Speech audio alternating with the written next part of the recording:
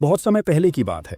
चंद्रपुरी नामक एक समृद्ध राज्य में राजा वीरसेन और रानी मधुवंती का शासन था। राज्य सुख, वैभव और शांति में डूबा हुआ था, परंतु एक बात थी जो राजा का जीवन और समृद्धि को अधूरा बनाए रखा था। उस राजा और रानी के कोई संतान नहीं थी। इसी वजह से वो दोनों लोग हमेशा दुखी रहते थे। लेकिन रानी मधुवंती ने हर संभव उपाय किया। रानी मन लगाकर व्रत की, उपवास रखा, तीर्थ यात्रा की और राजा और रानी सत्यनिष्ठ होकर यज्ञ भी की, परंतु कोई फल नहीं मिला। राजा वीरसेन ने भी न जाने कितने ज्योतिषियों और वैद्यों से उपाय करवाए, परंतु रानी की गोद सूनी की सुनी ही रही। एक दिन एक दिव्य साधु महात्मा उनके राज्य में आए। रानी को जब पता चला कि उनके राज्य में एक दिव्य साधु आए हैं, तो वो खुद फूलों से उनका स्वागत की और सोने की थाली में उनका पैर धोया और चरण वंदना की। चरण वंदना करने के बाद उन्हें विनम्रता पूर्वक भोजन कराया। भोजन करने के बाद साधु ने रानी से कहा, बोलो बेटी, तुम्हें क्या आशीर्वाद दूं? तब रानी ने अपनी सारी व्यथा कह सुनाई। तब दिव्य साधु ने रानी को आशीर्वाद देते हुए कहा, रानी चिंता न करो, चंद्रपुरी की धरती पर एक कन्या जन्म लेगी जो सौंदर्य, बुद्धि और तेज में अद्वितीय होगी, परंतु उसका जीवन सरल नहीं होगा, उसे चुनौतियों का सामना करना होगा। ये कहकर साधु वहां से चले गए। कुछ समय बीता। रानी मधुवंती चमत्कारी रूप से गर्भवती हो गई। फिर 9 महीने बाद एक रात जब आकाश पूर्णिमा के चांद की शीतल रोशनी से चमक रहा था, सारी प्रकृति जैसे एक अलौकिक शांति में फैली हुई थी, उसी चांदनी रात में रानी मधुवंती ने एक सुंदर कन्या को जन्म दिया। तब राज्य के कुलगुरु ने उसका नाम पद्मावती रखा। कहते हैं जिस क्षण वह जन्मी थी, चंद्रमा कुछ क्षणों के लिए स्थिर हो गया था और पुष्पों की वर्षा स्वयं आरंभ हो गई थी। राजगुरुओं ने कहा, यह कन्या साधारण नहीं, कोई दिव्य कन्या है। राजकुमारी पद्मावती का बचपन अत्यंत स्नेह और राजसी सुख सुविधाओं में बीता। वह जब भी राजमहल के बाग में किलकारी मारती तो पक्षी रुककर उसकी हंसी सुनते। उसके रूप, सुसंस्कार और कोमल व्यवहार की चर्चा धीरे धीरे चंद्रपुरी से निकलकर दूर राज्यों तक पहुंचने लगी। ज्यों-ज्यों राजकुमारी जवान होती गई, उसकी सुंदरता और बुद्धिमत्ता की ख्याति हर दिशा में फैल गई। चंद्रपुरी के दरबार में एक के बाद एक पड़ोसी और दूर देशों के राजकुमारों के संदेश आने लगे। कोई उसकी सुंदरता का वर्णन करता, कोई उसके गुणों का। राजकुमारी के साथ साथ महाराज और महारानी ने हर प्रस्ताव को ससम्मान स्वीकार कर दिया, क्योंकि वो अपने बेटी की शादी राजकुमारी के मनपसंद राजकुमार से ही करेंगे। उनका कहना था कि जिसको राजकुमारी पसंद करेंगी वही उस राज्य का राजा बनेगा। एक दिन सुबह जब पद्मावती महल के पुष्प वाटिका में भ्रमण कर रही थी, जहाँ गुलाबों की सुगंध हवा को सुरभित कर रही थी, तभी एक सुनहरा तोता आकाश से बाग में उतरा और एक जगह बैठ गया। उसके पंख झिलमिलाते रेशमी वस्त्रों जैसे दीप्तिमान थे और उसकी आंखें मानो निर्मल मोती की तरह चमक रही थी। ये देखकर राजकुमारी अचंभित हो गई। तभी वो सुनहरा तोता एकदम मानव स्वर में कहा, हे राजकुमारी पद्मावती, मैं तुम्हारे भाग्य का द्वार हूँ। यह सुनकर राजकुमारी विस्मय में डूब गई। उसने सोचा कि यह कोई सामान्य पक्षी नहीं था, लेकिन उसकी बोली में विनम्रता थी और दृष्टि में एक अनजाना आकर्षण। उसने अचंभित होते हुए कहा, हे वपुष्मान पक्षी, क्या तुम भी मेरे विवाह हेतु स्वयं को योग्य मानते हो, जो विवाह हेतु यहाँ पक्षी का रूप बदल कर आए हो? तब तोते ने गंभीर स्वर में उत्तर दिया, यदि देवताओं की इच्छा होगी तो वही घटित होगा, किंतु स्मरण रहे, मैं कोई साधारण तोता नहीं, एक दिव्य रहस्य हूँ जो तुम्हारे जीवन की डोर से जुड़ चुका है। इतना कहते ही वो सुनहरा पक्षी बाग से चमत्कारी रूप से गायब हो गया। तब राजकुमारी सोचते हुए अपने महल में आ गई। वो दिन भर किसी गहरी ख्यालों में डूबी रही। उसको जैसे लग रहा था कि वो दिन में कोई जादुई सपना देख ली हो। धीरे धीरे रात का वक्त हुआ तो राजकुमारी अपने राजसिक बिस्तर पर सोने चली गई। जब वह बिस्तर पर सुकून से सो रही थी, तभी राजकुमारी को अजीबोगरीब और रहस्यमय स्वप्न आने लगे। उसने सपने में देखा कि वह एक अद्भुत स्वर्ण जड़ित महल में खड़ी है, जहां चारों ओर दिव्य प्रकाश फैला हुआ है। वातावरण इतना शांत और अलौकिक था कि जैसे स्वर्ग का कोई द्वार खुला हो। उसी महल के बीचों बीच एक प्रकाशमान नौजवान खड़ा था। उसके मुख पर तेज, नेत्रों में करुणा और स्वर में एक गूंजती हुई पुकार थी। उसने राजकुमारी पद्मावती की ओर देखकर कहा, राजकुमारी, तुम मेरी अमानत हो, इसलिए तुम मुझे तलाश करो। सुबह होते ही राजकुमारी व्याकुल मन से जागी और वह स्वप्न के बारे में अपनी माता रानी मधुवंती को कह सुनाया। रानी ने जब यह सुना तो उनके मन में चिंता की लहर दौड़ गई। उन्होंने उसी क्षण राजा वीरसेन के पास गई और उनसे ये सारी घटना विस्तार से बताया। तब राजा ने तुरंत राज्य में ऐलान करवा दिया कि जो भी राजकुमारी का हाथ मांगेगा उसे पहले 3 कठिन शर्तें पूर्ण करनी होंगी। परंतु कोई नहीं जानता था कि वह रहस्यमयी सुनहरा तोता ही राजकुमारी की तकदीर बनने वाला है। पद्मावती अब विचलित रहने लगी थी। उसका हृदय बार बार उसी तोते की ओर खींचता जा रहा था जिसने न केवल मनुष्यों की तरह बात की थी, बल्कि उसने कहा था कि वो उसकी मुकद्दर है और साथ साथ उसकी आंखों में कोई अनोखी रहस्य छुपा था। क्या यह केवल संयोग था या दैवी संकेत? बस ये सब बातें सोचते जा रही थी कि उसे अब क्या करना चाहिए। फिर उसे कुछ समझ ना आया। तब राजकुमारी शाम होते ही एक बार फिर महल की उस पुष्प वाटिका में पहुंची, जहां वह दिव्य सुनहरा तोता अपने सुनहरे पंखों के साथ बैठा था। पद्मावती ने झुककर गंभीर स्वर में पूछा, क्या तुम्हें लगता है मैं तुम्हारी बातों पर विश्वास कर लूंगी? तब तोते ने रहस्यमयी मुस्कान के साथ उत्तर दिया, विश्वास तो करना ही पड़ेगा, क्योंकि अब तुम्हारी तकदीर मुझसे जुड़ चुकी है। राजकुमारी एक क्षण के लिए स्तब्ध रह गई। तभी वह तोता अपने पंख फड़फड़ाते हुए एक चमकता हुआ मोती उसकी ओर गिरा देता है। वह मोती रहस्यमयी ढंग से चमक रहा था, जैसे उसमें कोई जादू छिपा हो। पद्मावती ने हल्के संकोच के साथ वह मोती उठाया और जैसे ही उसने उसे स्पर्श किया, उसके अंतर्मन में एक विलक्षण दृश्य उभर आया। वह स्वयं को एक अनजाने नीले प्रकाश से भरे स्थान पर खड़ी पाती है। सामने एक विराट किला है और भीतर से फिर वही पुकार गूंजती है, मुझे तलाश करो पद्मावती, मैं तुम्हारे इंतजार में हूं। वह घबराकर पीछे हटती है और अगले ही क्षण सब कुछ विलीन हो जाता है। जब आंखें खुलती हैं तो वह फिर उसी बाग में खड़ी होती है और सामने वही तोता उसे शांत दृष्टि से देख रहा होता है। राजकुमारी घबराकर पूछा, तुमने मेरे साथ क्या किया? ये दृश्य कैसा था? उसके चेहरे पर हजारों सवाल थे, लेकिन आगे कुछ कह ना पाई। तब तोता मुस्कुराया और कहा, राजकुमारी, मैंने तुम्हें तुम्हारे भाग्य की पहली झलक दिखाई है। ये मोती अब तुम्हारा है। जब भी मेरी आवश्यकता हो बस इसे छू लेना, मैं उपस्थित हो जाऊंगा। राजकुमारी कुछ कह पाती, उससे पहले ही बाग के दूसरे छोर से महाराज वीरसेन और रानी मधुवंती आते दिखाई दिए। उन्होंने जैसे ही अपनी पुत्री को एक तोते से बातें करते देखा, रानी घबराते हुए कहा, पद्मावती, तुम ये क्या कर रही हो? राजकुमारी ने पलटकर देखा, परंतु अब वह तोता वहां नहीं था, वह गायब हो चुका था। राजकुमारी ने अपने दाएं हाथ की मुट्ठी में वह मोती कसकर पकड़ लिया। अब उसे कोई संदेह नहीं रहा, यह कोई साधारण पक्षी नहीं था, यह एक संकेत था, एक रहस्य की डोर जो उसकी जीवन यात्रा को किसी अनुपम अध्याय की ओर मोड़ने वाली है। फिर राजकुमारी पद्मावती मोती लेकर अपने कमरे में आ गई। धीरे धीरे रात का समय हुई। राजकुमारी पूरी रात बेचैनी में सोचती रही, क्या यह सब कोई जादू है या कोई छलावा है? आखिर वह इंसान कौन था जिसका रहस्यमय स्वर मुझे स्वप्न में सुनाई दिया? राजकुमारी को सोचते सोचते प्रातःकाल का समय हो गया।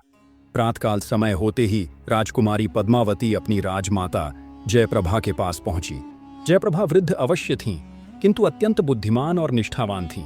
उन्होंने बचपन से ही राजकुमारी की देखरेख की थी, ठीक एक मां की तरह। वहां पहुंचकर राजकुमारी राजमाता को प्रणाम किया और धीमे स्वर में पूछा, राजमाता, यदि कोई तोता मनुष्यों की भांति बोले और वह मुझे एक जादुई मोती दे तो इसका क्या अर्थ हो सकता है? तब राजमाता ने चौंक कर उसकी ओर देखा। कुछ क्षणों तक वे मौन रहीं, फिर कुछ क्षणों के बाद वे धीमे स्वर में बोली, राजकुमारी, यह कोई साधारण बात नहीं है। मैंने अपने बचपन में अपनी दादी माता से अप्सराओं और परिलोक की कई कथाएं सुनी है। कहा जाता है परिलोक का एक दिव्य राजकुमार था जो किसी भयावह जादू के तिलिस्म में फंस गया था। किसी जादूगरनी ने उसे मनुष्य से एक परिंदा बना डाला था और जब तक कोई उसके 3 गुत्थियों को न सुलझा दे तब तक वह उस अभिशाप से मुक्त नहीं हो सकता।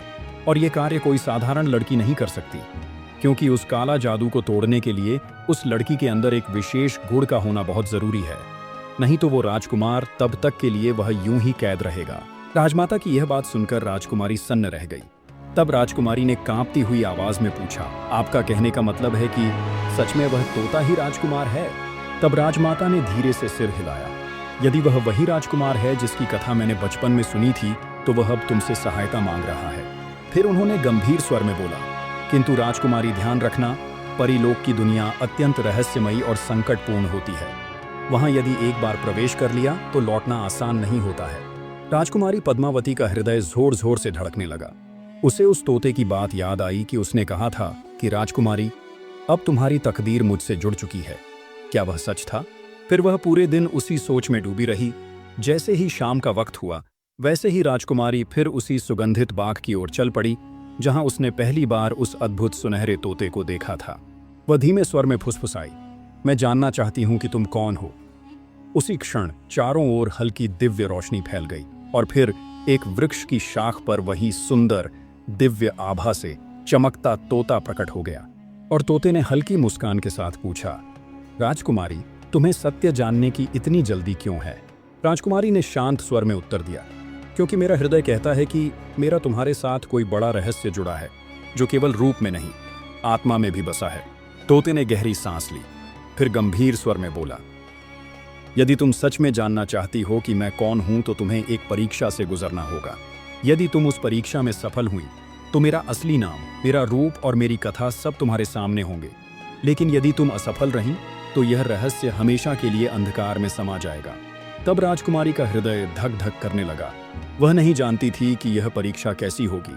फिर राजकुमारी ने साहस जुटाकर पूछा, कैसा परीक्षा?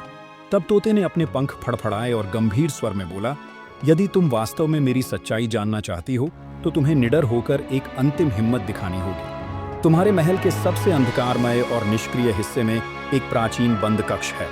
वर्षों से वहां कोई नहीं गया। उसी कक्ष में एक प्राचीन मंत्रबद्ध आईना रखा है। यदि तुम बिना किसी भय के, पूरी निष्ठा और धैर्य के साथ उसमें अपनी दृष्टि डालते हुए उसके सवालों के जवाब दे सको, तो वही आईना तुम्हें मेरा असली नाम प्रकट करेगा और तुम्हें मेरी रहस्य का पता चल जाएगा। तब पद्मावती थोड़ी परेशान हुई। वह जानती थी कि महल के पश्चिमी हिस्से में एक पुराना सुनसान कमरा था, जहां कभी कोई नहीं जाता था। कहा जाता था कि वहां अजीब चीजें होती थीं। जो कोई वहां जाता है, वो कभी वापस नहीं आता। ये बातें वो अपनी माँ से सुनी थी। मगर अब उसे इस तोते की सच्चाई जाननी थी, तो उसे इस डर से पार पाना होगा और उसके सवालों के जवाब भी देने होंगे। रात होते ही, जब पूरा महल नींद में डूबा हुआ था, पद्मावती चुपके से अपने कमरे से निकली और धीरे धीरे महल के पश्चिमी हिस्से की तरफ बढ़ने लगी। उसके हाथ में वही जादुई मोती था जो तोते ने उसे दिया था। वह चमक रहा था, जैसे रास्ता दिखा रहा हो। दरवाजे के पास पहुंचते ही ठंडी हवा के झोंके ने उसे घेर लिया। कमरे के अंदर घना अंधेरा था, मगर उसने हिम्मत करके अंदर कदम रखा। चारों तरफ पुरानी चीजें रखी थीं और उसी महल के बीचों बीच में एक बहुत बड़ा और पुराना आईना रखा था। जैसे ही उसने आईने में झांका, अचानक आईने की सतह पर धुंध छा गई। फिर धीरे धीरे एक चेहरा उभरने लगा। वह एक खूबसूरत नौजवान था, जिसकी आंखें वहीं चमक लिए हुए थीं जैसी उस तोते की थी। अचानक आईने से एक धीमी और गंभीर आवाज आई, राजकुमारी, पहले मेरे सवालों के जवाब बताओ। क्या तुम्हारा प्रतिबिंब वही है जो संसार देखता है, या जो आत्मा को छुपाती है? पद्मावती थोड़ी देर स्तब्ध रही। फिर उसने कांपती आवाज में उत्तर दिया, आईना जो दिखाता है वह तो रूप है, मगर जो छुपा रहता है वही मेरी सच्चाई है। अगले ही क्षण आईने की सतह और अधिक साफ हो गई और उसमें बहुत ही सुंदर नौजवान का चेहरा पूरी तरह प्रकट हुआ। यह देखकर पद्मावती की रोंगटे खड़े हो गए। उसने डरते हुए पूछा, तुम कौन हो? उस नौजवान की आंखों में दर्द झलक उठा। मैं तुम्हारी तकदीर का हिस्सा हूं राजकुमारी। मुझे एक जादू ने इस रूप में कैद कर दिया है, और जब तक कोई इन सवालों के जवाब देकर मुझे आजाद नहीं करवाता, तब तक मैं इस काले जादू से बाहर नहीं निकल सकता। राजकुमारी पद्मावती की सांसें तेज हो गईं। उसने कहा, क्या तुम वही हो, वह तोता? नौजवान ने सिर हिलाया। हाँ राजकुमारी, मेरा नाम सूर्यकेतु है। मैं परिलोक का राजकुमार हूं। और इतना कहते ही आईना टूटकर बिखर गया। राजकुमारी पद्मावती चौंक कर पीछे हटी। अब कमरे में सन्नाटा था, मगर उसके हाथ में मोती की चमक और तेज हो चुकी थी। अब उसे यकीन हो गया था कि यह कोई मामूली किस्सा नहीं था। आज पहली बार उसे ज्ञात हुआ कि वह सुनहरा तोता वास्तव में परिलोक का राजकुमार है, जिसे किसी भयानक जादूगरनी ने उसे तोते के रूप में कैद कर दिया था। वह बिना रुके महल के अपने कक्ष में लौट आई और दरवाजा बंद कर लिया। उसकी हथेली में अब भी वह चमकता हुआ मोती था। जैसे ही उसने उस मोती को छुआ, कमरे में हल्की स्वर्णिम आभा फैल गई। उसी पल वो तोता प्रकट हुआ और कहने लगा, राजकुमारी, तुमने मेरा पहला परीक्षा पार कर लिया है, लेकिन यह तो बस शुरुआत है। यदि तुम सच में जानना चाहती हो कि मैं इस अभिशाप से कैसे मुक्त हो पाऊंगा, तो तुम्हें परिलोक की यात्रा करनी होगी। यह सुनकर राजकुमारी पद्मावती चौंक पड़ी। उसने चारों ओर देखा और धीरे से पूछा, परिलोक? लेकिन वहां तक जाऊंगी कैसे? तब सुनहरी तोते ने गहरी आवाज में कहा, यह आसान नहीं है राजकुमारी। परिलोक का रास्ता हर किसी के लिए नहीं खुलता। इसके लिए तुम्हें अपने ही महल में छिपाए खास दरवाजा ढूंढना होगा। पर याद रखना, उस दरवाजे तक पहुंचने से पहले तुम्हें 3 परीक्षा देने होंगे। अगर तुम हार गई तो मैं इसी रूप में हमेशा के लिए कैद हो जाऊंगा। ये सुनते ही पद्मावती की रूह कांप उठी। फिर घबराते हुए बोली, 3 परीक्षा? तब वह तोता बोला, राजकुमारी, एक बात का ध्यान रखना, पहला परीक्षा कल रात तुम्हारे सपने में आएगा। अगर तुमने हिम्मत खो दी तो वह दरवाजा तुम्हारे लिए सदा के लिए बंद हो जाएगा। इतना कहते ही कमरे की सारी रोशनी बुझ गई और वह तोता गायब हो गया और वह स्थान फिर से वैसा ही हो गया जैसा पहले था। रात बहुत गहरी हो चुकी थी। कैसे भी करके राजकुमारी वह रात बहुत मुश्किलों में काटी। जैसे ही सुबह हुआ तो राजकुमारी फिर उसी राजमाता के पास गई और उसी राजकुमार के बारे में और बातें होने लगी, जिसमें राजकुमारी को परिलोक के बारे में और सारे रहस्य पता चले। फिर कुछ समय बाद वो सोचते हुए अपने कमरे में आ गई। ऐसे सोचते हुए पूरा दिन कट गया। धीरे धीरे रात का वक्त हुआ तो राजकुमारी अपने बिस्तर पर सोने चली गई। वह सोते समय भी उसी तोता की बातें सोच रही थी जो पिछली रात को उसे परीक्षा के बारे में बताया था। जैसे ही रात की चांदनी और गहरी हुई और जैसे ही राजकुमारी की आंखें बंद हुईं, वैसे ही वह किसी अनजान दुनिया में पहुंच गई। चारों तरफ वीरान रेत का समुद्र फैला था, जहां न कोई पेड़ था न कोई जीवन। वह अकेली खड़ी थी और हर ओर सिर्फ सुनसान सन्नाटा पसरा हुआ था। तभी उसकी नजर सामने उभरे एक विशाल काले किले पर पड़ी। वह किला किसी भूली हुई सदी का प्रतीक लगता था, जैसे खुद समय भी उससे डरता हो। उसके विशाल दरवाजों पर 2 राक्षस खड़े थे। उसमें से एक का शरीर पत्थर से बना था और दूसरे का शरीर सोने के पत्थरों से बना था और उसके अंगों पर जंजीरों के टूटे हुए टुकड़े लिपटे थे, मानो किसी पुराने श्राप में जकड़ा हो। उनके आंखें अंगारों की तरह जल रही थीं। तभी पत्थर का राक्षस आगे बढ़ा और डरावनी आवाज में कहा, राजकुमारी, अगर तुम्हें परिलोक का मार्ग चाहिए तो पहले अपने भीतर के डर और मोह से युद्ध करो। उसी क्षण धरती थरथरा उठी, रेत में हलचल हुई और पद्मावती के सामने एक पुराना आईना प्रकट हो गया। लेकिन उस आईने में कोई और नहीं बल्कि राजकुमारी की खुद की परछाई दिख रही थी, जो एक अजीब सी डरावनी मुस्कान के साथ राजकुमारी की ओर देख रही थी। अचानक वह परछाई जोर से हंसने लगी। तू सोचती है कि तू बहादुर है, लेकिन क्या तू अकेले इस राह पर चल सकती है बिना किसी सहारे के? ये देख और सुनकर राजकुमारी की रूह कांप उठी। ये तो सच था। वह सदा अपने माता पिता की लाडली रही थी, कभी अकेले किसी संकट का सामना नहीं किया था। पर अब उसे खुद को साबित करना था कि वो एक मजबूत और साहसी लड़की है। उसने अपने डर को भीतर से देखा, लेकिन फिर भी वो हिम्मत नहीं हारी और फिर गहरी सांस लेकर दृढ़ स्वर में कहा, मैं अपने डर को हरा सकती हूँ। उसी क्षण वह आईना टूट गया। जैसे ही आईना टूटा, वह दोनों राक्षस एक जलती हुई हवा में घुलकर गायब हो गए। सपना टूट गया और राजकुमारी की आंख खुल गई। वह तेजी से उठकर बैठ गई। उसका दिल बहुत तेजी से धड़क रहा था, लेकिन अब उसे यकीन हो गया था कि यह कोई सामान्य सपना नहीं था। यह तो परिलोक की ओर से पहला परीक्षा था और अब दूसरा परीक्षा उसकी राह देख रहा था। वह बिस्तर से उठी और सोचते हुए जादुई मोती को देखा। उसकी चमक पहले से कहीं अधिक तेज हो गई थी। तभी वही सुनहरी तोता फिर से खिड़की पर आ बैठा और कहने लगा, तुमने पहला परीक्षा पार कर लिया राजकुमारी, अब तुम्हें दूसरे परीक्षा के लिए तैयार होना होगा। यह परीक्षा तुम्हारी सच्चाई की परीक्षा लेगा। तब राजकुमारी पद्मावती ने आश्चर्य से पूछा, सच्चाई की? तब तोते ने सिर हिलाया। हाँ, इसके लिए तुम्हें महल के सबसे खतरनाक तहखाने में जाना होगा। वहाँ एक ऐसा इंसान कैद है जो हर किसी को झूठा साबित कर देता है। अगर तुम उससे अपने इरादों की सच्चाई साबित नहीं कर पाई तो तुम्हारी सारी यादें मिट जाएंगी और तुम यह भी भूल जाओगी कि तुम परिलोक की राह तलाश कर रही हो।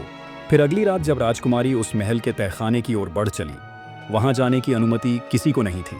कहते थे वहाँ सदियों से एक रहस्यमयी कैदी बंद था, जिसे किसी सामान्य मनुष्य ने नहीं बल्कि एक शक्तिशाली जादूगर ने कैद किया था। धीमे कदमों से पद्मावती सीढ़ियां उतरने लगी। दीवारों पर जलती मशालें अजीब सी रहस्यमयी रोशनी फैला रही थी। जैसे ही वह तहखाने के सबसे अंतिम कक्ष तक पहुंची तो उसी अंतिम कक्ष में बंद कैदी ने राजकुमारी से पूछा, राजकुमारी, तुम परिलोक का रास्ता जानना चाहती हो? तब राजकुमारी उस भयानक आदमी को देखकर डर गई, लेकिन हिम्मत करके सिर हिलाया और कहा, हाँ, मैं परिलोक जाना चाहती हूँ। तब बूढ़े आदमी ने जोर से हंसकर कहा, हर कोई सोचता है कि वह सच्चा है, मगर असली सच्चाई तब साबित होती है जब कोई अपने डर, लालच और मोह को हमेशा के लिए छोड़ सके। अगर तुम अपने माँ बाप को छोड़ने के लिए तैयार हो तो तुम इस सफर पर जा सकती हो। तब पद्मावती एक पल के लिए खामोश हो गई और सोचने लगी। तभी उसे तड़पते हुए सूर्यकेतु का चेहरा याद आया, जो आईने में प्रकट हुआ था। उसे एहसास हुआ कि यह सिर्फ उसका सफर नहीं था, बल्कि किसी की जिंदगी का सवाल था, जो हजारों सालों से उस रूप में कैद था। यह सब सोचने के बाद राजकुमारी मजबूत आवाज में कहा, मैं अपनी तकदीर को पूरा करने के लिए जा रही हूं, न कि किसी लालच में। तब बूढ़े आदमी ने मुस्कुराकर कहा, तो फिर अपने दिल पर हाथ रखो और यह कसम खाओ कि तुम अपने इरादों पर कायम रहोगी। पद्मावती ने अपनी दिल पर हाथ रखा और जोर से कहा, मैं उस ईश्वर को साक्षी मानकर कसम खाती हूँ कि मैं अपने सफर को अंजाम तक पहुंचूंगी। इतना कहते ही तहखाने की दीवारें कांपने लगीं और अचानक बूढ़ा धुएं में बदलकर गायब हो गया। पद्मावती ने महसूस किया कि उसके हाथ में रखा मोती और तेज चमकने लगा था। अब वह दूसरे परीक्षा से भी गुजर चुकी थी, मगर परिलोक का रास्ता अब भी दूर था। तब धीरे धीरे राजकुमारी तहखाने से बाहर आ गई। तहखाने से बाहर आते ही पद्मावती ने महसूस किया कि उसकी सांसें तेज चल रही थी। वो खुश थी कि उसके 2 परीक्षा पूरे हो चुके हैं। रात में ही वो अपने शाही महल में वापस आ गई और सो गई। फिर अगला दिन गुजरा और फिर रात आई। रात होते ही वह फिर से महल के उसी बाग में पहुंची जहां वह सुनहरा तोता उसकी प्रतीक्षा कर रहा था। राजकुमारी के पहुंचते ही तोते ने कहा, राजकुमारी, इस बार तुम्हें अपने सबसे बड़े डर का सामना करना होगा। तब पद्मावती ने गहरी सांस ली और कहा, क्या करना होगा मुझे? तब तोते ने गहरी आवाज में कहा, राजकुमारी, तुम्हारे महल के पास एक पुराना कुआं है जो वर्षों से बंद है। उसी कुआं में परिलोक का एक रहस्यमयी पहरेदार रहता है। उसे देख पाना आसान नहीं, मगर अगर तुमने हिम्मत दिखाई तो परिलोक का दरवाजा तुम्हारे लिए खुल जाएगा। पद्मावती ने बिना देर किए कुएं की तरफ बढ़ना शुरू कर दिया। वो बहुत जल्द रात के अंधेरे में कुएं के पास पहुंची। कुएं के पास पहुंचते ही उसे अजीब सी ठंडक महसूस हुई। राजकुमारी जैसे ही कुएं में झांका, अचानक वहां से एक धुंधली परछाई निकली। वह धीरे धीरे आकार लेने लगी और देखते ही देखते एक ऊंचा कद वाला बहुत ही सुंदर पहरेदार का रूप में बदल गया और राजकुमारी के सामने खड़ा हो गया और बोला, तुम कौन हो? क्या तुम्हें यहाँ आने से डर नहीं लगा? तब राजकुमारी ने हिम्मत करके पूछा, हे अद्भुत परिलोक के रक्षक, क्या मैं परिलोक जा सकती हूँ? तब सैनिक का साया हंसा और बोला, राजकुमारी, मैं वह हूँ जो तुम्हारे मन में सबसे गहरे छुपे डर को जानता है। अगर तुम मुझे हरा सको तो परिलोक का दरवाजा तुम्हारे लिए खुल सकता है। राजकुमारी घबरा गई, मगर उसने खुद को संभाला और निडर होकर बोली, मैं किसी डर से नहीं डरती। तब फिर सैनिक का साया कहने लगा, तुम्हें ये पड़ाव पार करने के लिए मुझे छूना होगा। तुम छुओ, तब मैं तुम्हें दिखाऊंगा कि तुम्हारा सबसे बड़ा डर क्या है। तब राजकुमारी एक पल के लिए हिचकिचाई, मगर फिर उसने बहादुरी से आगे बढ़कर उस साए को छू लिया। तभी अचानक सब कुछ बदल गया। सबसे बड़ा डर राजकुमारी ने खुद को एक सुनसान जगह पर पाया जहां उसे अपने माता पिता की आवाजें सुनाई दी, पद्मावती, हमें छोड़कर मत जाओ। फिर उसने अपने महल के लोगों को रोते चीखते हुए देखा। वो लोग कह रहे थे, अगर तुम चली गई तो हम तुम्हें कभी वापस नहीं देख पाएंगे। राजकुमारी कांप गई। यही तो उसका सबसे बड़ा डर था, अपनों को हमेशा के लिए खो देना। लेकिन तभी उसे सूर्यकेतु का चेहरा याद आया, जिसने उससे मदद की उम्मीद लगाई थी। राजकुमारी ने सोचा कि अगर वह डर गई तो राजकुमार हमेशा के लिए इस जादू में कैद रह जाएगा। उसने आंखें बंद की और जोर से कहा, मैं अपने डर को हराकर आगे बढ़ूंगी। इतना कहते ही अचानक सब कुछ गायब हो गया। पद्मावती फिर से वो खुद को उसी कुएं के पास देखी और वह सैनिक का काला साया अब गायब हो चुका था। तभी उसके सामने जमीन पर एक नक्काशीदार दरवाजा उभर आया। ये वही रास्ता था जो परिलोक को जाता था। तभी सुनहरी तोता उसकी ओर बढ़ा और मुस्कुराकर बोला, तुमने तीनों परीक्षा पास कर ली राजकुमारी। अब तुम्हारे सामने परिलोक का दरवाजा खुल चुका है, मगर याद रखना यह सफर आसान नहीं होगा। आगे रहस्य, खतरे और जादू की एक नई दुनिया तुम्हारा इंतजार कर रही है। तब पद्मावती ने गहरी सांस ली और आगे कदम बढ़ाया और आगे बढ़कर राजकुमारी ने हिम्मत जुटाकर परिलोक का दरवाजे को छुआ और जैसे ही उसने उसे धक्का दिया, दरवाजा खुद ब खुद खुल गया। जैसे ही वो अंदर बढ़ी, उसे महसूस हुआ कि वह हवा में तैर रही है। चारों तरफ रोशनी के धागे लहराते नजर आ रहे थे। धीरे धीरे उसका शरीर हल्का होता गया और अगले ही पल उसने खुद को एक अजीबो गरीब जगह पर पाया।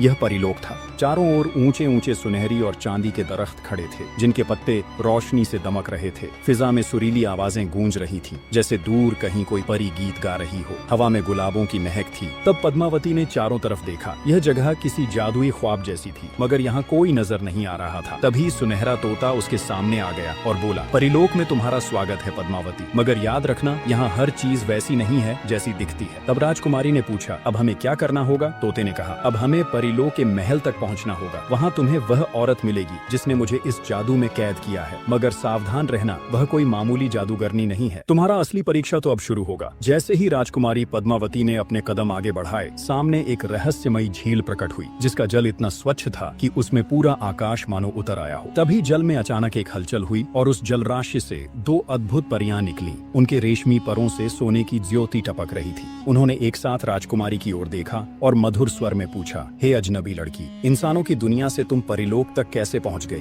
क्या तुम्हें डर नहीं लगा कि तुम्हें परिलोक में चली आई? तब राजकुमारी ने निडरता से उत्तर दिया, मैं परिलोक के शहजादे सूर्यकेतु को उसकी बंदी गृह से मुक्त कराने आई हूँ। ये सुनकर परियां एक दूसरे की ओर आश्चर्य से देखा। फिर उनमें से एक गंभीर स्वर में बोली, यदि तुम सूर्यकेतु का जादू को तोड़ना चाहती हो तो तुम्हें परियों की रानी से अनुमति लेनी होगी। तब पद्मावती ने पूछा, क्या वो इतना कठिन है? तभी दूसरी परी ने कहा, क्योंकि इस जादू को बनाने वाली और राजकुमार को कैद करने वाली बहुत भयानक जादूगरनी कांचन माया है। कांचन माया, यह नाम पहली बार पद्मावती ने सुना था, पर नाम सुनते ही उसकी देह में एक सिहरन सी दौड़ गई, जैसे कोई पुरानी चेतावनी फिर जीवंत हो उठी हो। हो। परियों ने बताया, कांचन माया का महल परिलोक के सबसे अंधकारमय वन के मध्य स्थित है, जहाँ तक कोई भी नहीं पहुँचा, और जो पहुँचा वह कभी लौटा नहीं। अगर तुम्हें सूर्य केतु को बचाना है तो तुम्हें उस महल तक पहुँचना ही होगा, पर याद रहे उस जादूगरनी को तुम्हारे आगमन की भनक पहले ही लग चुकी है। यह कहकर परियां मौन हो गईं। पद्मावती ने संकल्प भरे स्वर में कहा, चाहे राह कितनी ही भयावह क्यों ना हो, मैं यह यात्रा अधूरी नहीं छोड़ूंगी। उसकी यह बात सुन सुनहरी तोता हल्की मुस्कान के साथ बोला, अब तुम्हारे लिए लौटने का कोई मार्ग शेष नहीं रहा पद्मावती। इतना सुन पद्मावती ने परियों को प्रणाम किया और सुनहरी तोते के साथ परिलोक के उस काले वन की ओर बढ़ चली, जो राक्षसी रहस्यों से भरा था। कहा जाता था, जो भी उस वन में प्रवेश करता फिर कभी जीवित बाहर नहीं आता। जैसे ही वे उस वन के समीप पहुंचे, वातावरण भारी हो गया। चारों ओर ऊंचे ऊंचे काले वृक्ष खड़े थे और उनकी टहनियां आपस में उलझी हुई थी, मानो आसमान से सूरज की एक किरण को भी भीतर आने से रोक रही हो। पेड़ों के भीतर से कभी कराह कभी गूंज जैसे विचित्र आवाजें आ रही थीं। तब तोता बोला, यही है वह मार्ग, यदि हम इसे पार कर सके तो कांचन माया का महल दूर नहीं होगा, पर ध्यान रहे हर कदम पर खतरा है। जैसे ही पद्मावती ने निडर होकर जंगल के भीतर गई, सब कुछ परिवर्तित हो गया। चारों ओर घना कोहरा छा गया और पेड़ों की टहनियां अजीब सी हरकतें करने लगी। पद्मावती को लगने लगा कि वह एक ही मार्ग पर बार बार घूम रही है। चाहे वह किसी दिशा में जाती, कुछ ही देर में वहीं लौट आती जहां से चली थी। तोता चीख कर बोला, यह कोई सामान्य वन नहीं, ये माया जाल है। तब पद्मावती घबरा गई और बोली, तो हम बाहर कैसे निकलेंगे? तोता अब गंभीर हो उठा। उसकी सुनहरी आंखों में गहराई थी। हमें अपने हृदय की ज्योति पर भरोसा करना होगा। यह जंगल तुम्हारे भय से शक्ति प्राप्त करता है। अगर तुमने इसे दिखा दिया कि तुम निर्बल हो, तो यह तुम्हें कभी मुक्त नहीं करेगा। तब पद्मावती ने गहरी सांस ली, आंखें बंद कर लीं और स्वयं को याद दिलाया वह क्यों आई थी। उसने अपने भय को त्यागा और अपने दृढ़ संकल्प को अपनाया। तभी कोहरा धीरे धीरे हटने लगा। सामने एक पत्थर की पगडंडी प्रकट हुई, जिस पगडंडी पर राजकुमारी पद्मावती और वह दिव्य तोता बढ़ते जा रहे थे। वह अब धीरे धीरे उन्हें उस रहस्य लोक की गहराइयों में ले जा रही थी। हवा अब पहले से भी अधिक भारी हो चली थी। तुम कभी भी कांचन माया को पराजित नहीं कर पाओगी। पद्मावती का मन एक पल को कांप उठा। उसने झिझकते हुए पीछे देखा, पर वहाँ कुछ नहीं था। तब तोते ने सख्त लहजे में चेतावनी दी, राजकुमारी, इन सब चीजों पर ध्यान मत देना। यह कांचन माया की माया है, जो तुम्हारे मन में भ्रम और भय भरना चाहती है। तब पद्मावती ने अपने सिर को झटका और दृढ़ता के साथ फिर आगे बढ़ चली। मगर तभी उसके सामने एक ऊंची भयावह परछाई आकार लेने लगी। वह काली आकृति धुएं सी लहराती हुई उठी और उसकी आंखें चमकने लगीं। वह गुस्से में बोली, तुझे आगे बढ़ने की अनुमति नहीं है, इंसानी लड़की। तब राजकुमारी हाथ दिखाते हुए बोली, मैं यहाँ किसी से इजाजत लेने नहीं आई, मैं तो अपनी तकदीर पूरी करने आई हूँ। उसने अपने जादुई मोती को कसकर पकड़ा और उसी क्षण वह मोती तेज प्रकाश से चमक उठा। रोशनी की मार से वह काली परछाई तड़प उठी, एक चीख के साथ हवा में घुल गई और जंगल एकदम शांत हो गया। तोते ने गहरी सांस ली और कहा, अब जल्दी करना होगा, कांचन माया को हमारी आहट लग चुकी है। पद्मावती ने सिर हिलाया और तेजी से कदम बढ़ाए। अब उनके सामने एक अंतिम मोड़ था और फिर कांचन माया का महल। जैसे ही पद्मावती और सुनहरी तोता उस घने जंगल से बाहर निकले, एक विशाल मैदान उनके सामने खुला और वहां खड़ा था एक भव्य भयानक काले पत्थरों से बना महल, जिसकी मीनारें आकाश को चीर रही थीं। महल की दीवारों पर अजीब सी लाल रोशनी लहरा रही थी, मानो खून से रंगी कोई चेतावनी। तोते ने धीरे से कहा, यह है कांचन माया का महल, अब हर कदम सावधानी से रखना होगा। पद्मावती ने गहरी सांस ली और आगे बढ़ी। जैसे ही उन्होंने महल के दरवाजे के पास कदम रखा, वह दरवाजा बिना छुए अपने आप चरमराता हुआ खुल गया। भीतर अंधकार गहरा होता जा रहा था। वे अंदर घुसे ही थे कि दरवाजा जोर की आवाज के साथ बंद हो गया। अब वे एक भूल भुलैया में थे। दीवारों पर जल रही मशालें हल्की हल्की रोशनी दे रही थीं, पर वह रोशनी भी एक मायावी सा आभास दे रही थी। हर दालान एक जैसे लग रहे थे, हर मोड़ पर धोखा प्रतीत होता था। तोते ने धीरे से फुसफुसाया, ये कोई सामान्य महल नहीं, यह एक जादुई भूल भुलैया है। अगर हम एक बार गलत दिशा में मुड़ गए तो यहाँ सदा के लिए खो जाएंगे। पद्मावती ने तुरंत अपनी जेब से वह जादुई मोती निकाला। मोती ने हल्की नीली चमक दी और तभी एक पत्थर की दीवार पर नीला प्रकाश झिलमिलाने लगा, मानो कह रहा हो, यही है असली मार्ग। तब यह देखते हुए राजकुमारी पद्मावती ने कहा, हमें इसी रास्ते पर चलना होगा। दोनों उस दिशा में तेजी से बढ़े, मगर कुछ ही कदमों बाद एक औरत आगे आकर उनके मार्ग में खड़ी हुई। वह औरत काले लिबास में लिपटी थी। उसकी आंखें लाल ज्वाला सी चमक रही थीं और ना जाने क्या अनहोनी सूचित कर रहे थे। उसने गूंजती हुई आवाज में कहा, तो तुम यहाँ तक पहुँच ही गई। लेकिन राजकुमारी पद्मावती रुकी नहीं। उसने दृढ़ स्वर में कहा, मैं सूर्य केतु को मुक्त कराने आई हूँ, हट जाओ मेरे रास्ते से। तब औरत हंसी और वह बोली, क्या तुझे लगता है कि वह अब भी तेरा इंतजार कर रहा होगा? फिर उसने अपनी उंगलियां चटकाईं और उसी क्षण हवा में एक धुंधली छवि उभर आई। पद्मावती ने देखा कि सूर्य केतु एक भव्य सिंहासन पर बैठा है और सिंहासन पर बैठे सूर्य केतु के चारों ओर अप्सराओं जैसी सुंदर परियां उसकी सेवा में लगी हुई है। वह हंस रहा था, आनंद में था, जैसे कि उसे कोई चिंता न हो। तब कांचन माया बोली, देखो वह आराम से जी रहा है, उसे तुम्हारी जरूरत नहीं। यह देखकर राजकुमारी का हृदय कांप उठा, उसके पैरों तले जमीन जैसे डगमगाने लगी। उसने दबी आवाज में कहा, नहीं, यह झूठ है। तब सुनहरी तोते ने उसके कान के पास आकर फुसफुसाया, ध्यान मत देना राजकुमारी, यह धोखा है। रानी कांचन माया चाहती है कि तुम भ्रम में पड़कर हार मान लो। तब राजकुमारी ने अपनी आंखें मूंद ली, सांस को स्थिर किया और अपने जादुई मोती को दृढ़ता से पकड़ लिया। उसी क्षण मोती से तेज सुनहरी ज्योति फूटी और वह भ्रमित छवि चकनाचूर हो गई। राजकुमारी ने गुस्से में गरज कर कहा, तेरी ये चालें अब नहीं चलेंगी। तब कांचन माया ने एक चीख मारी और धुएं में बदलकर विलीन हो गई। अब रास्ता सीधा था। दोनों तेजी से आगे बढ़े और पहुंच गए एक विशाल सुनहरे द्वार के सामने।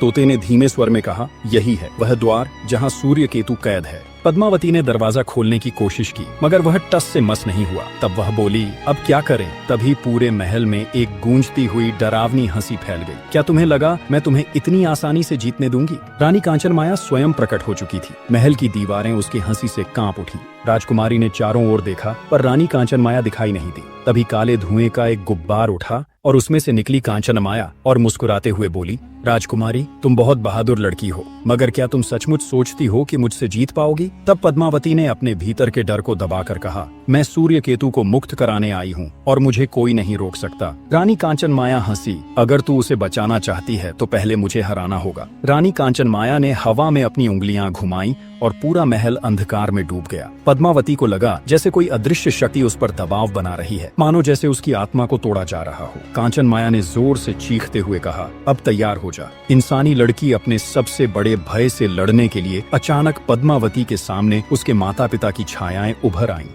वे कराह रहे थे, पीड़ा में पुकार रहे थे, पद्मावती हमें बचाओ, हमें बचाओ। राजकुमारी का दिल कांप उठा, उसकी सांसें तेज हो गईं। यह दृश्य उसे तोड़ सकता था, मगर तभी तोते ने फुसफुसाया, ये सिर्फ माया जाल है, विश्वास मत करना। पद्मावती ने जादुई मोती को कसकर पकड़ा और दृढ़ स्वर में बोली, तू मुझे इस तरह नहीं रोक सकती। उसने जैसे ही अपनी आस्था को बल दिया, वह दृश्य एक क्षण में टूट गया। रानी कांचन माया के चेहरे पर अब गुस्से की लहर दौड़ पड़ी। वह चिल्लाई, अब तो असली युद्ध होगा। रानी कांचन माया ने अपनी हथेली से एक जलता हुआ अग्निगोला फेंका। तभी पद्मावती ने समय रहते नीचे झुककर स्वयं को बचा लिया, पर उस अग्नि की लपटों ने उसकी देह को झुलसाने की चेष्टा की। तभी सुनहरी तोता अपनी आंखों से तेज दिव्य प्रकाश निकालता है। वह प्रकाश अग्नि गोले से टकराता है और उसे आकाश में ही बुझा देता है। रानी कांचन माया क्रोध से चिल्लाई, सूर्य केतु, तुम्हारा अंत आ पहुंचा है। उसने अपने हाथ आकाश की ओर उठाए और तभी सुनहरे द्वार के पार से एक रहस्यमयी ऊर्जा लहराती हुई बाहर निकलने लगी। तब पद्मावती ने गरजते हुए कहा, नहीं। राजकुमार की जान बचाने के लिए उसने अपने हाथ का जादुई मोती रानी की ओर उछाल दिया।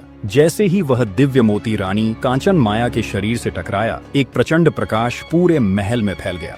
कांचन माया पीड़ा से चीख उठी, नहीं, यह असंभव है। उसका शरीर धीरे धीरे धुएं में बदलने लगा। उसने चिल्लाते हुए कहा, तूने मुझे हराया नहीं है पद्मावती, मैं फिर लौटूंगी। और फिर एक भीषण विस्फोट के साथ रानी कांचन माया विलीन हो गई। तब सुनहरा द्वार अब धीरे धीरे खुलने लगा। उस कक्ष में एक सुंदर युवक, जिसका शरीर आधा पत्थर और आधा इंसान का था, वो लोहे की जंजीरों में बंधा था। पद्मावती दौड़ पड़ी, वह जोर से पुकारा, सूर्य केतु। तब राजकुमार ने धीरे धीरे आंखें खोली। उसकी आंखों में प्रेम और पीड़ा दोनों झलक रहे थे। उसने मध्यम स्वर में कहा, तुम आ ही गई पद्मावती। तब राजकुमारी मुस्कुराई और बोली, हाँ, मैं आ गई, तुम्हें आजाद कराने के लिए। तब उसने राजकुमार की जंजीरें खोलना शुरू की। जैसे ही अंतिम जंजीर टूटी, वहाँ तेज रोशनी फैली और वह सुनहरा तोता जमीन पर गिरा। अगले ही क्षण उसकी जगह एक दिव्य और तेजस्वी राजकुमार सूर्य केतु खड़ा था। तब पद्मावती विस्मय से बोली, तो तुम ही वह तोता थे? तब सूर्य केतु हल्की मुस्कान के साथ बोला, हाँ, वह अभागा राजकुमार मैं ही हूँ, जिसे रानी कांचन माया ने अपने जादू से तोते में बदल दिया था। तुमने मुझे हजारों सालों की दुखों से मुक्त करवाया राजकुमारी। मैं तुम्हारा सदा के लिए ऋणी हो गया हूँ। तभी हड़बड़ाते हुए पद्मावती ने कहा, राजकुमार, अब हमें शीघ्र ही यहाँ से निकलना होगा। सूर्य केतु ने अपनी मुट्ठी बांधी और उसकी हथेली में एक सुनहरी तलवार प्रकट हुई और कहा, यह मेरी माता परिलोक की महारानी की दी हुई है। अब समय है इससे राह खोलने का। तब राजकुमार उस तलवार से एक तेज वार किया और महल की दीवारें थरथराने लगी। सूर्यकेतु बोला, राजकुमारी, रानी कांचन माया मरी नहीं है, परंतु अब उसका जादू कमजोर पड़ गया है। यदि अभी नहीं निकले तो यह महल हमें यही दफन कर देगा। दोनों बाहर की ओर भागे, पर तभी उनके पीछे से झुंड में प्रकट हुए राक्षसी जीव, कुछ आधे मानव, आधे पशु और कुछ घने धुएं से बने भयावह छाया पुत्र। सूर्यकेतु ने चेतावनी दी कि ये हैं रानी की अंतिम रक्षक शक्तियां हैं जो हम पर हमला करने आ रही है। राजकुमारी ने तुरंत जेब से मोती निकाला और धरती पर घुमाया। मोती से निकली दिव्य श्वेत ज्योति जिसने समस्त राक्षसों को अग्नि की ज्वाला में भस्म कर दिया। तब सूर्यकेतु ने अपने तलवार से महल के द्वार पर एक प्रचंड वार किया और दरवाजा टूटता हुआ खुल गया। वे जैसे ही बाहर निकले, पूरी धरती कांप उठी, महल चटकने लगा और दीवारें टूटकर बिखर गईं और पलों में रानी कांचन माया का अंधकारमय महल धूल में विलीन हो गया। अचानक आकाश स्वर्ण रंगीन आभा से भर गया। चारों ओर से परियां प्रकट होने लगी और राजकुमार के ऊपर फूलों की वर्षा करने लगी। तभी एक बहुत ही सुंदर परी सबसे आगे आई और आनंद से पुकारा, सूर्यकेतु, तुम अंततः मुक्त हो गए। तब सूर्यकेतु घुटनों पर बैठ गया। हाँ माताजी, मैं मुक्त हो गया। और तब पद्मावती समझी यह और कोई नहीं, परिलोक की महारानी और सूर्यकेतु की माता है। महारानी ने राजकुमारी का हाथ थामा और बोली,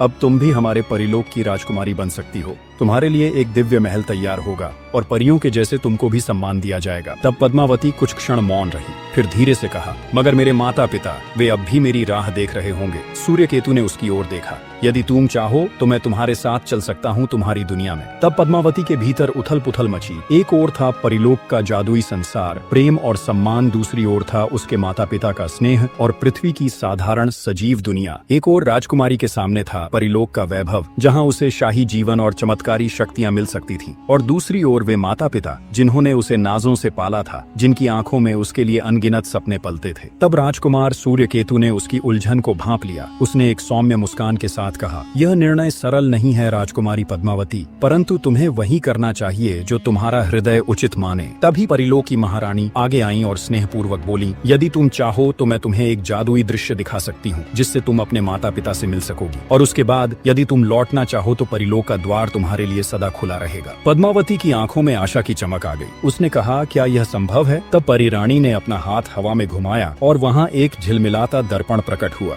उसमें पद्मावती ने देखा उसके माता पिता अपने कक्ष में बैठे थे और उसकी याद में अश्रु बहा रहे थे। उसके हृदय में कसक उठा। वह धीरे से बोली, मैं पहले अपने माता पिता से मिलूंगी, फिर निर्णय लूंगी कि मुझे कहाँ रहना है। तब परिरानी ने महल के बाहर एक सुनहरा पुल बनाया जो पृथ्वी और परिलोक को जोड़ता था। पुल बनाने के बाद परिरानी ने कहा, इस पुल पर चलकर तुम अपनी पृथ्वी लोक में लौट सकती हो, परंतु एक बात याद रखना, यदि तुम्हारा लौटने का मन हो तो बस सूर्यकेतु का नाम लेना और वह तुम्हें फिर बुला लेगा। सूर्यकेतु ने उसकी ओर बहुत प्रेम भरे नजरों से देखा और कहा, यदि कभी तुम लौटी तो मुझे अपने दरवाजे पर तुम्हारा इंतजार करते पाओगी। तब पद्मावती ने मुस्कुराकर कहा, अगर ईश्वर ने चाहा तो हमारी पुनः भेंट होगी। फिर उसने साहस जुटाया और सुनहरे पुल पर पहला कदम रखा। जैसे ही पद्मावती ने अंतिम पग रखा, उसे ऐसा लगा मानो वह आकाश में तैर रही हो। एक तेज प्रकाश फैला और अगली ही क्षण वह अपने पृथ्वी के महल के बगीचे में खड़ी खुद को पाई। बाग में पहुंचकर जैसे ही वो बाग के दूसरे तरफ देखा तो वहाँ दुखी मन से उसकी माता पिता खड़े थे। वह दौड़ते हुए उनके पास पहुंची और उन्हें गले से लगा लिया। दोनों उसे देखकर स्तब्ध रह गए।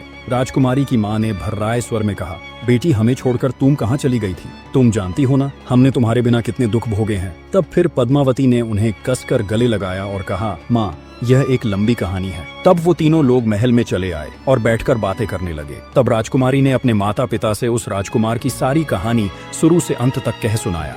यह सुनकर राजा और रानी पूरी तरह आश्चर्यचकित हो गए। अब उन्हें अपने बेटी पर गर्व हो रहा था कि उसकी बेटी इतने भयानक यात्रा से वापस लौटी थी। अब धीरे धीरे रात का समय हो गया तो राजकुमारी पद्मावती अपने कक्ष में आ गई। वहाँ सब कुछ वैसा ही था जैसे उसने छोड़ कर गई थी। वह खिड़की पर जा बैठी जहाँ चांद की हल्की रोशनी उसके चेहरे पर पड़ रही थी। उसने अपनी उंगलियों में वही जादुई मोती घुमाया जो परिलोक की यात्रा की निशानी था। उसे अब एहसास हुआ कि वो सूर्यकेतु से प्रेम करने लगी है।